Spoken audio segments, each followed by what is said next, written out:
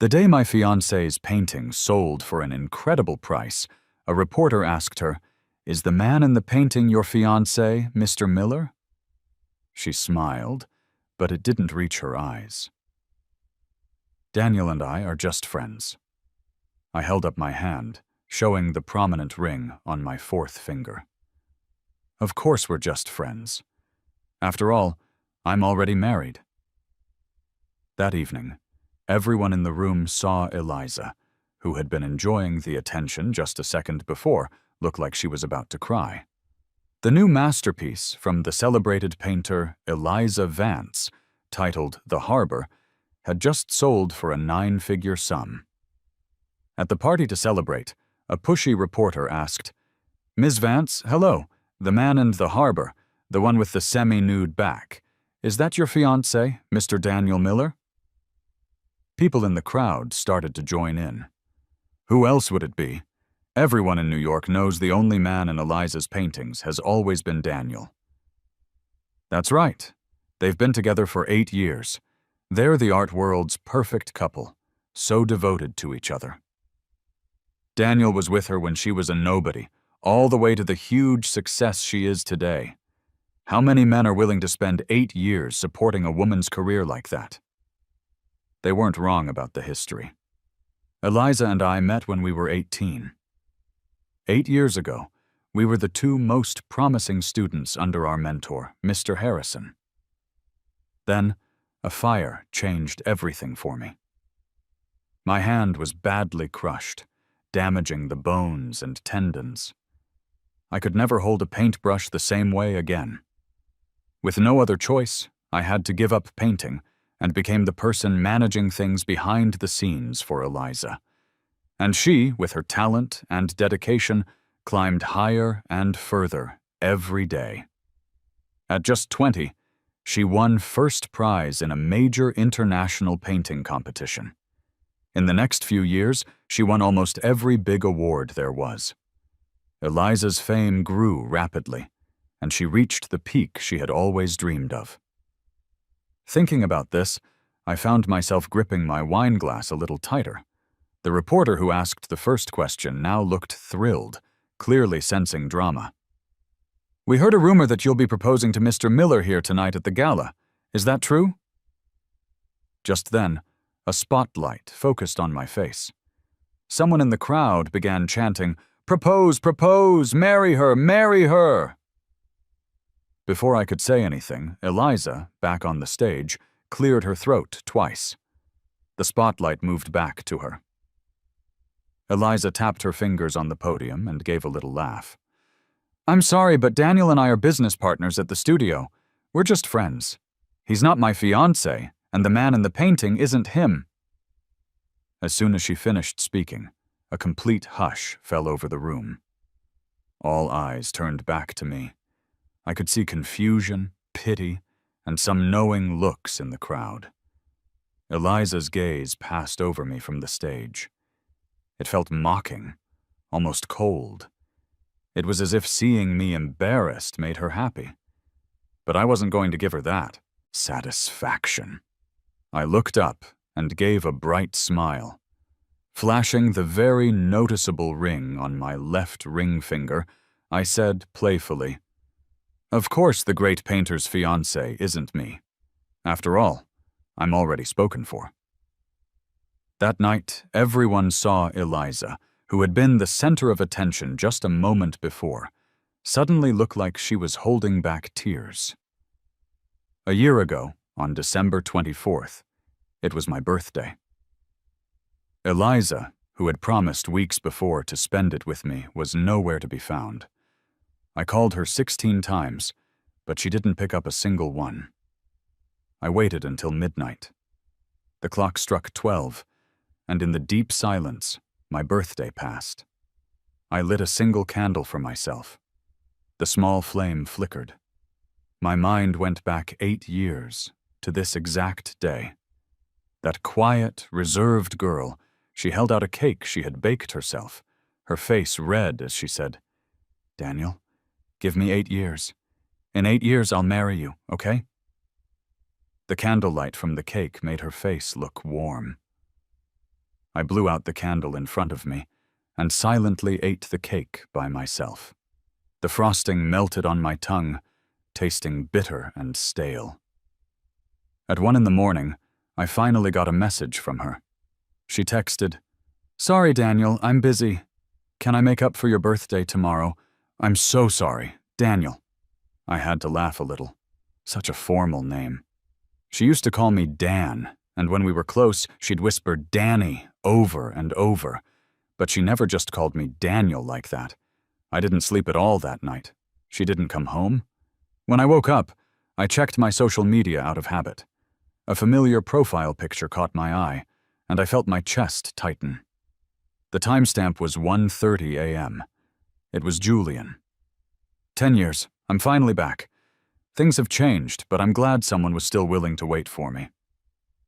The photo he posted was of a woman's back in a black trench coat. It was a new fall-season Burberry. I had picked it out for Eliza myself.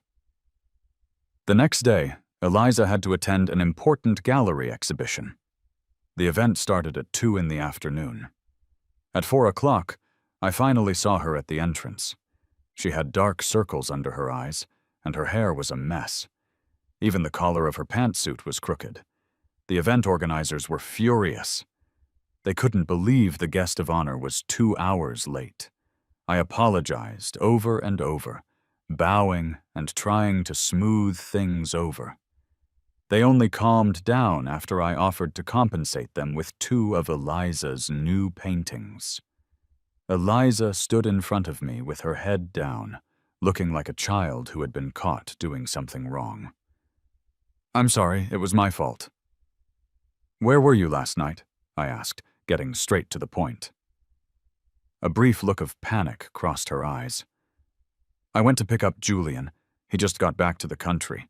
You know he doesn't have any family here. I'm the only one he knows. I wasn't going to go, but he called me like 10 times. I had to go. I took him to his hotel, and then I spent the rest of the night at the studio." A child caught in a lie. They ramble, making up excuses and offering too many useless details. The more you explain, the more you're trying to hide. It's a classic sign of a liar. Her face was flushed, and she was talking very quickly. I knew her. She was only half lying. She probably did go to the studio later that night, but not until 4 a.m. "You could have just told me that," I said, straightening the collar of her shirt. She grabbed my hand. "I was afraid you'd be angry." "Why would I be angry? Isn't he your brother?" "That's right. Life can be strange. Julian was her stepbrother. Years ago, Eliza's mother and Julian's father got married. They each brought a child into their new family. 10 years ago, Julian had chased a woman across the ocean, throwing everything away for her. In the end, he lost it all. His ex-girlfriend, Chloe, cheated on him when his career failed, took all his money, and even got full custody of their newborn child. With no other options, he came back home in disgrace. Just like Eliza said, he had nothing left. Julian just got back and hasn't found a job yet. He used to study painting with us, remember? How about we let him work part-time at our studio, just until he finds something permanent? After she spoke, she gently hugged me, her warm breath on my neck. "Trust me, Danny. Once I get Julian settled, I have a surprise for you." I wanted to say no, but before I could get the words out, Julian appeared in the studio doorway. He was still handsome, even charming. Time hadn't seemed to affect him. It always favors attractive people. He wasn't even trying, but in a simple white shirt, he was enough to make people look twice. "Long time no see, Daniel," he said. The curve of his smile was perfect, even highlighting the small mole under his eye. A warm, disarming smile. The kind that makes it hard to say no. But I said no, anyway. With Eliza's income and fame, she could support 10 of him for the rest of his life, even if he never worked a day. Julian's handsome face stiffened. He said, "No, a man has to have his own career. If you're dependent on a woman, she'll dump you the second you're no longer useful. The thought of what he'd been through abroad must have hit him, because his eyes filled with tears, and his voice cracked. Eliza, standing next to him, frowned and quickly comforted him.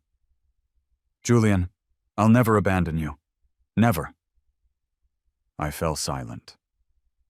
What a touching display of sibling affection. But our studio really didn't need any more staff. I politely refused, explaining that we weren't hiring, but I promised to use my connections to find him a good job. But the next day, I saw Julian at the studio anyway. He was wearing a slim-fit shirt and slacks that highlighted his athletic build, broad shoulders and a narrow waist. His short, dark hair was slightly damp. He was posing, sitting quietly in the middle of the studio. My students were gathered around him, sketching his portrait. Just then, my assistant, Alex, ran over, frowning. "Daniel, this guy showed up first thing this morning. I couldn't stop him. He bought gifts and snacks for the kids, and he's got them wrapped around his finger. He really knows how to charm people. He heard today was our life drawing class, and just sat down to let them draw him. He's like a ghost you can't get rid of." I was confused. "You don't like him?"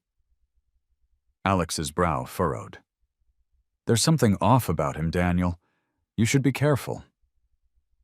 Julian was like this years ago, too. He loved being the center of attention, having everyone focus on him. He used to be incredibly talented. But slowly, he lost his passion for painting. He said it was boring and tedious, and he hated getting his hands and clothes dirty. He'd rather spend his days dressed perfectly in stylish clothes, sitting in the middle of the studio for hours on end. He had us draw him. He loved the feeling of all eyes being on him. But no matter how much talent you have, if you don't work at it, it fades away. Eventually, Julian's talent disappeared into mediocrity. He fell in love with the glittering, superficial world and didn't even wait to graduate from college before running off with some rich girl he met online. That was 10 years ago. The kids at the studio loved him. After class, they crowded around me, begging to have Julian be the model for their next portrait class. Alex leaned in. "You disrespectful little brats, you can't call him Julian. It's Mr. Julian. Or Uncle Julian." Across the room, I saw Julian's face darken. I had to admit, Julian's strategy of winning everyone over first and asking for permission later was effective. He successfully landed a job as a life-drawing model at the studio. "Don't worry, Daniel. I won't be a bother for long. Just give me a month. As soon as I find a job I like, I'll be out of your hair." But a month later, things took a turn. That day, New York saw its first snow of the season. One of Eliza's paintings from 6 months prior had sold for a good price, and the studio was throwing a party to celebrate. The dinner was held at an exclusive club. But the moment the waiters came out, we were all stunned. Julian stood out among the servers. He was wearing a uniform, his ears and the tip of his nose red from the cold. One of our colleagues recognized him. "Julian, what are you doing waiting tables here?" everyone exclaimed. Julian froze. His eyes turned red, and he bit his lip. He stammered, but couldn't get a full sentence out. His attempt to look brave was heart-wrenching. Suddenly, he stumbled, his ankle twisting. He lost his grip on the tray, and a tureen of hot soup was about to spill all over his legs. Eliza bolted from her seat. She threw her own arm out to block the soup. The hot liquid splashed all over her forearm, her hand, the hand that painted a picture that just sold for $8 million. The truth is, that soup wouldn't have landed on Julian's legs. It was tilting to the left. It would have all spilled onto the floor. But Eliza panicked. Maybe she was just that worried about him. She didn't even think about her own hand. She had a major international art conference the next day, and I was worried an injury would affect her. I rushed to get some ice for her arm. Eliza's face was grim, and she didn't say a word. I looked at the burn and breathed a sigh of relief. Thank God the soup wasn't too hot. It should be fine. Julian stood nearby, his eyes red with distress. He kept apologizing, blaming himself. It's okay, it's not serious, I said, trying to calm him down. But Eliza suddenly yanked her arm away from me. She stood up, gently wiped a tear from the corner of Julian's eye, and pulled him into a hug right in front of me, comforting him. The next second she turned to me, her gaze icy, as if she didn't know me. In front of the entire studio, she said, "Of course, all you care about is the money. You're afraid my hand won't be able to paint anymore, aren't you? A whole bowl of soup spills, and you don't even ask if Julian's legs are okay. You just check on my hand?" What? Daniel, if you hadn't forced Julian out, he wouldn't be freezing his ass off working in a place like this, and I wouldn't have gotten burned. What? I make so much money for you every year. Isn't that enough? You really couldn't make room for one person? I was speechless. Later, Eliza stood in the snow all night, begging for my forgiveness. She said she was just upset. He was her brother, after all. She only said those hurtful things in the heat of the moment. I laughed coldly. Do you really think he was there to be a waiter? Eliza looked at me, completely baffled. I asked the club manager. He started today. He knew we were having our party there. He went there to put on a show. Enough! Eliza cut me off. A vein throbbed in her temple as she glared at me. She clenched her fists so tightly that the burn on her left hand started to bleed, drops of red falling onto the snow. She had never been so harsh with me before. The Eliza I knew always spoke to me in a soft, gentle voice, the very picture of tenderness. For the first time, because of another man, she was screaming at me. I won't let you talk about Julian like that. It was then that it dawned on me. Ever since Julian had returned, Eliza had never once called him brother to his face. Eliza and I gave each other the silent treatment for a while, but I still had to go to the studio every day. Eliza and I had built Crestwood Studio from the ground up. After I could no longer paint, I poured all my energy into it. It was like my child. Every little piece of it was my heart and soul. Julian was still at the studio, doing what he loved most. Only now he wasn't just a model for the students. He had become Eliza's model, too. I can't remember exactly when he started appearing in her paintings, or maybe he had never left them in the first place. Eliza used to love painting me. She would run her fingers through my short hair, trace the lines of my face, and tell me I was the most perfect work of art. Almost every one of her paintings had the shadow of a young man in it. She said it was me, and I was naive enough to believe her. Thinking about it now, I had to laugh. It turns out I was just a stand-in all along. I broke up with Eliza for good 6 months ago. That day I pushed open the studio door. In the glow of the setting sun, Julian was leaning back on the sofa, half naked. His eyes were half open, a look of serene, post-coital bliss on his face. His messy black hair was stuck to his collarbones, chest, and stomach. Beneath the strands of hair, I could see dark red hickeys running from his ear all the way down his neck. And Eliza stood there, paintbrush in hand, capturing the scene on canvas. When they saw me, they both panicked. "Daniel, it's not what you think. Let me explain." In her haste, Eliza knocked over a can of paint. White paint, spilled everywhere. Mixed in with the pure white was a sticky, yellowish fluid. At the same time, a foul, fishy smell hit me, and I felt sick to my stomach. A feeling of deep disgust and betrayal washed over me. It was vile. I turned around and walked out immediately. Eliza reacted quickly. She rushed out to block my path. "Daniel, it's not what it looks like." My heart felt dead. The woman I had loved for 8 years, the woman who had once risked everything to pull me from a fire, had become so foul and depraved. I laughed coldly. "Then tell me, what is the truth? Don't tell me you were sacrificing yourself for your art. Do you have any idea who that man is? He's your brother!" I practically screamed the last sentence. Seeing me like this, Eliza was terrified. She stammered, "Julian's not my brother. He never was. I'm sorry, Daniel. I'm so sorry. You know I've been racking my brain for my entry for the Lukey Prize. I couldn't think of anything." At this point, she seemed to be on the verge of a breakdown. The theme of the competition is frenzy, destruction, and rebirth. "So," I cut her off. "Frenzy, destruction, and rebirth means doing sordid things with him and mixing your filth into what should be pure, untainted, white paint." She froze, just staring at me. I looked into her eyes and sneered. "Wake up, Eliza.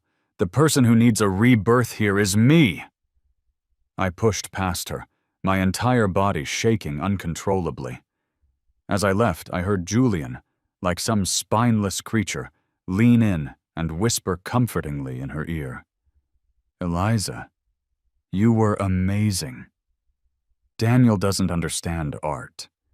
You give everything for your art. But what has he ever given? For all these years, he's done nothing but take, like a leech using you." He scoffed in the direction I was leaving. "What does he know about art?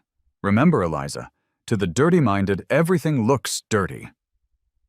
Eliza and I were done. I used the studio's security footage as leverage. She would leave with nothing. There was no way I was handing the studio over to her. "Daniel, are you sure about this?" she asked before she left. "We could continue to run this studio as partners. After all, Crestwood Studio only has the reputation it does today because of me." I didn't even look up. "Hurry up and pack. The cleaning crew will be here soon to disinfect the place." She flew into a rage. "Don't forget, without me, you're nothing." She pulled up my sleeve, revealing the long, winding scar on my arm. "You're just an injured man who can't even hold a paintbrush." Julian came up behind her then, his voice dripping with sarcasm. "An ungrateful, injured man at that. Tisk, tisk, Eliza. If we'd known, you should have just let him burn to death in that fire years ago with that biased mentor of yours." Slap. I slapped Julian across the face. 6 years ago, Eliza and I were still students under Mr. Harrison. He was the best teacher in the world. That day we stayed late at the studio to finish our competition pieces. Mr. Harrison was pouring his heart and soul into helping us. He said that in this year's competition, I had a real shot at first place. But that night a sudden fire broke out. It took him, and it took my artwork. I was trapped in the flames on the verge of passing out. Right before I lost consciousness, I saw Eliza. She was the one who ran into the fire to save me. I was rescued, and my life was saved, but my right hand was badly burned.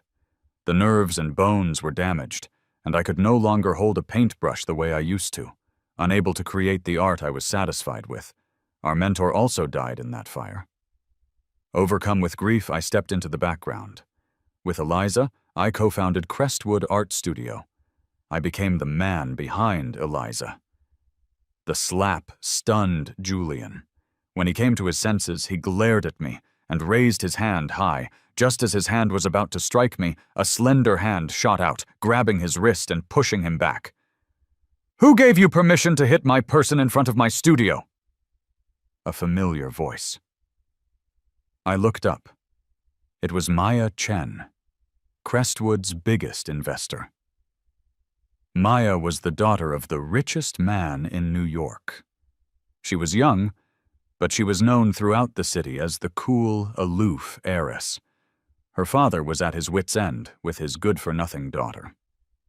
Years ago, In an attempt to get her to cultivate some inner peace and artistic sensibility, he had funded the creation of what would become Crestwood Art Studio. Seeing it was Maya, Eliza held back Julian, who was about to explode. After all, Eliza's auction in 3 months depended on the Chen family's support. But Julian couldn't let it go. He, who had been the center of attention his whole life, wasn't about to take a slap from me for free. He smoothed the hair I had messed up on his forehead and was about to start insulting me when suddenly one of the studio kids bit him on the thigh. "You weirdo! Don't you dare bully our Mr. Daniel!" At the same time, a dozen more students ran out from behind me, pushing Julian and Eliza away. Julian's face turned, pale with rage. "Daniel, you injured man! Without Eliza and me, you're nothing!" Maya handed me a wet wipe. "Hey, wipe your hand. Just looking at him makes me feel dirty." She gazed after Eliza's retreating figure and sighed. "Tisk, tisk. So tragic. Your girlfriend ran off with another man." I shot her a look. "Miss Chen, you have lipstick on your teeth." I always knew Eliza had a thing for Julian. He was handsome. Among our group of art students, he was easily one of the best looking. He was the object of many a teenage girl's first crush, Eliza included. But childhood crushes rarely pan out. I thought that after Julian left, her crush would have ended too. When she risked her life to pull me from that fire, I thought Julian was finally gone from her heart for good. Eliza was never repulsed by the ugly scars on my body. Sometimes she would trace a galaxy around them. Other times, a field of flowers. Her eyes, too, once brimmed with love for me. I thought that in her heart, there was only me. Not long after Eliza and Julian moved out, the ownership shares of Crestwood were redistributed. I still owned my 30%. Eliza had originally promised to give me her shares of the studio, but she went back on her word. She wanted me to buy her out for $50 million. "Daniel, you can go ahead and release that video if you want, but you should think long and hard about whether it will destroy me or your precious Crestwood studio. Daniel, I don't know what's wrong with you. We were so good. We could have kept going, but you were so determined to break up with me. Nothing happened between me and Julian. It was for my art. You know I would do anything for my art. Sacrifice anything. I thought you of all people would understand." I typed back coldly, "I'll buy your shares." Silence from her end for a moment. "Can't you just back down for once? You're always so aggressive. Besides, where are you going to get that kind of money?" I replied with a poop emoji and blocked her. Then I went to Julian's latest post, "Out with the old, in with the new life," and replied with 2 poop emojis before blocking him too. It was true. I didn't have that kind of money, but Maya did. That night, I knocked on the Chen family's door. When Maya saw it was me, her expression was a little strange. She held the door half-closed, blocking my way. "Daniel? What are you doing here so late?" I pushed past her and walked straight to the sofa. "I can teach you how to paint, but you have to do one thing for me." Now the heiress was putting on airs. "Making deals with me now, are we?" I flicked on the light in her study. An easel stood in the room, and on the table in front of it sat a single egg. On the canvas was the rough outline of that same egg. I pointed at the half-finished drawing. "Did your last teacher teach you this? What are you doing, practicing your Da Vinci eggs?" The Chen family had been in business for generations. By the time it got to Maya's grandfather, the older man had developed a love for nature, art, and self-cultivation. He had a particularly keen eye for painting. He had high hopes for Maya, wishing she would achieve something in the arts. This sentiment directly influenced Maya's father, who, while running the family business, also dabbled in the art world. The Chen family sponsored some of the country's largest exhibitions, top-tier art conferences, and auctions. Maya's father had even invested in Crestwood Studio in her name, hoping she might absorb some artistic sensibility by osmosis. Turns out, Maya was a black hole for art. She had zero talent for painting and had managed to scare off countless famous tutors. Her grandfather had once approached Eliza and me. I declined, citing a weak heart. Eliza was too busy, so teaching Maya was put on the back burner, where it stayed for 3 or 4 years. I never would have imagined that after all this time, Maya would still be stuck on drawing eggs. "But your hand?" Maya finally asked, hesitating. My right hand had been burned in the fire 6 years ago. I hadn't picked up a paintbrush in a long time. I flexed my fingers, then picked up a pencil with surprising dexterity. In moments, I had finished sketching the egg in front of us. Maya was stunned. For 6 years, in the dead of night, I had secretly picked up a brush. I endured the sharp pain, sketching out the images in my mind, one line at a time. At first, I couldn't even hold the brush properly. It kept falling, and I kept picking it up. The scars would tear open and heal again until new flesh grew over them, over and over. Finally, I could complete a whole painting. It wasn't perfect, but I was satisfied. And just like that, Maya fronted the money to buy Eliza's 30% stake. From that day on, Eliza had nothing more to do with Crestwood Studio. Life fell into a routine. I ran Crestwood Studio and, without fail, went to the Chen estate every week to teach Maya how to paint. Eliza's face still graced the covers of art magazines. Only now, the man by her side was Julian. After leaving Crestwood, she used her reputation in the art world to open a new studio. She called it Evanesque Studios. Alex rolled his eyes so hard I thought they'd get stuck. It would have been fine if we could have just coexisted peacefully. But soon, we ran into each other at a New York art conference. All the city's prominent studios and artists had works on display. For Crestwood Studio, besides a few pieces from my top students, I had selfishly included one of my own secret paintings. The theme of the exhibition was life. As luck would have it, Eliza and I had painted the same subject. She painted a tree. I also painted a tree. And the two paintings were placed side by side, right in the center of the gallery. The atmosphere was a little awkward. Many people stopped to look at the two pieces. As expected of a great artist like Eliza, this pine tree is so lifelike. Yeah, look at her brushwork. It's so delicate. She even painted the tip of every needle. Exactly. Standing tall against the wind. This painting just radiates vitality. Hearing the chatter, Julian's chin lifted another inch. He never even glanced at the painting next to Eliza's. Then people's eyes drifted to the ginkgo tree I had painted. The theme is life. Why paint a ginkgo tree full of yellow leaves? A canvas full of decay doesn't exactly scream life, does it? Julian glanced at the placard next to the ginkgo and saw it was from Crestwood Studio. He sneered. My God, they can't even get the theme right. The theme is life, and you paint decay. I'm telling you, some of these small-time studios shouldn't even bother showing up. Maybe hire a literature teacher to learn how to read a prompt. He didn't know I was the artist. He just assumed it was one of my students. Julian walked up to my painting. And if you're going to paint a ginkgo tree, why paint the roots? What, wasn't it ugly enough? He looked at me and continued. I told you.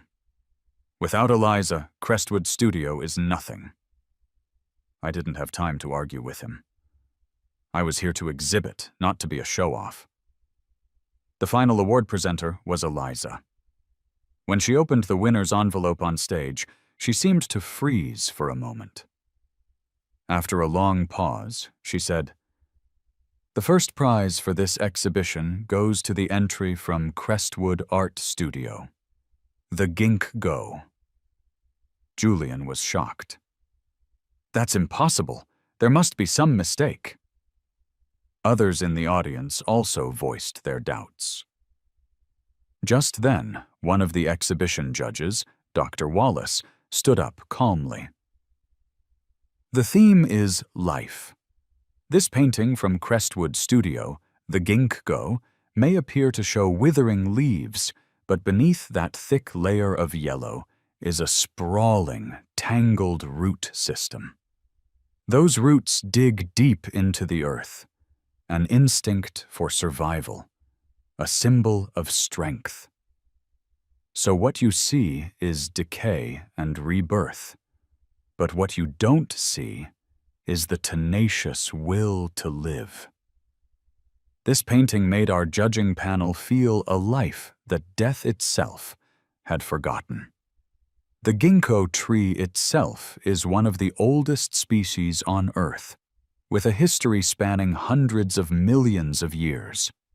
The painting's title, "To Live and Then Be Forgotten," also perfectly fits the theme.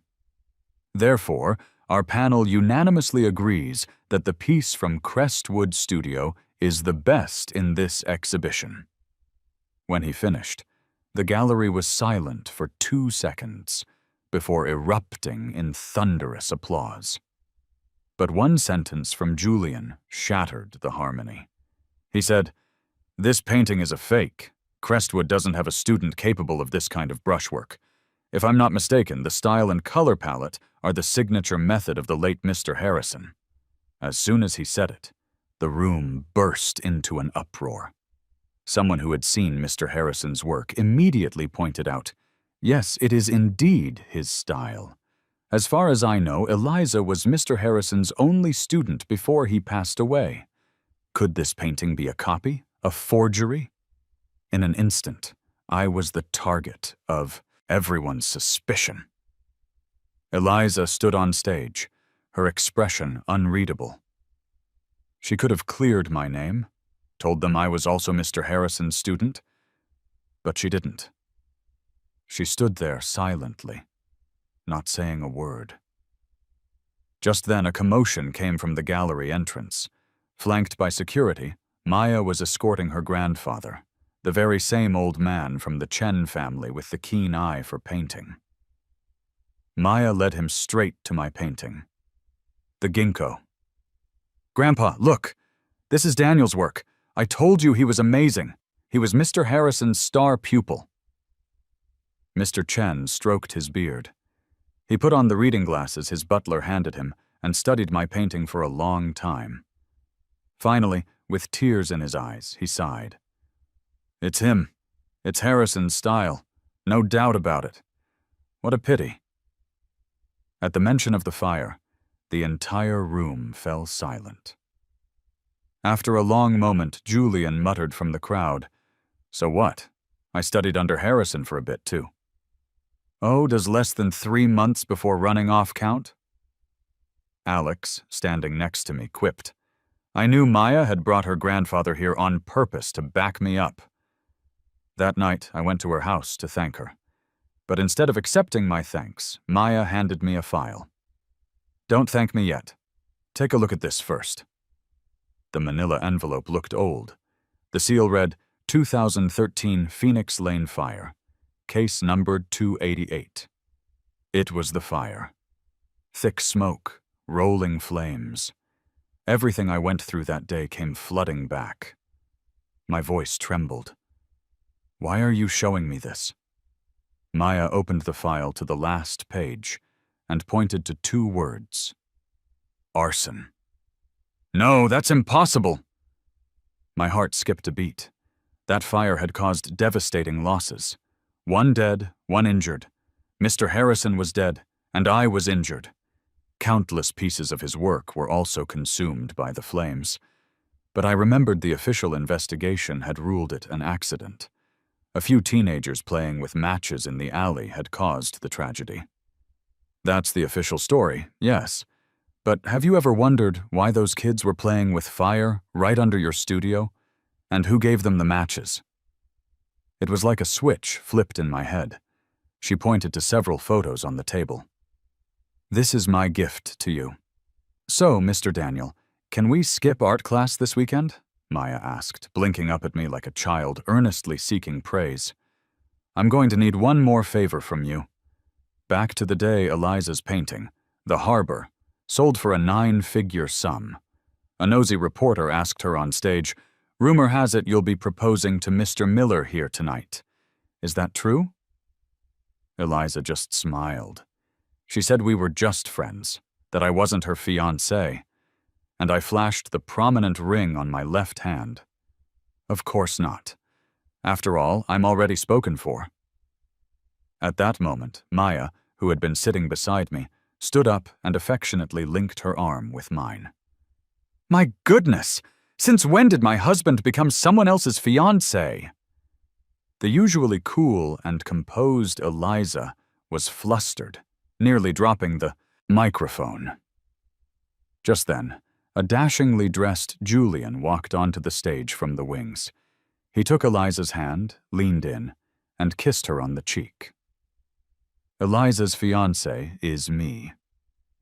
How romantic, I said, applauding them. Now then, how about I give you two a wedding gift? I presented the files Maya had given me to the head of the auction house. Show everyone what the great, untouchable artist Eliza is really like underneath. Yes, that file contained the proof of Eliza's crime. Manslaughter. That day, she had used the excuse of buying paint to leave the studio. She'd accidentally dropped a box of matches she had prepared by the studio door. She knew a few mischievous kids liked to play with superhero cards in front of our building. And that box of matches was found by those very kids. Next to the studio door, in the trash can, Eliza had just thrown away a pile of her discarded drawings. On those drawings were pictures of fire-breathing monsters from a TV show. She wasn't sure it would work. It was just a test. A clumsy attempt by her younger self to start a fire. All she wanted was to burn my competition piece, simply because she had overheard Mr. Harrison say I had a chance to win first place. That was all it took for her to harbor such a vicious thought. But she never expected the fire to spread out of control and cause such a disaster. Maybe her conscience got the better of her. She never meant for us to die. That's why she ran back in to save me. In the years that followed, maybe out of guilt, or maybe she really did fall in love with me, she was very good to me. She was never repulsed by the scars on my hand. Eliza's crimes scrolled across the big screen. The police had already gone to her home and found the matches. She had bought 10 boxes in total. Only one remained. She had tried many times before, and on the 9th attempt, everything went according to her plan. She started a fire that destroyed everything. When Julian saw the evidence of Eliza's crimes, he knew it was over. He let go of her hand. Eliza's face was ashen. She looked at me, her eyes filled with both hatred and sorrow.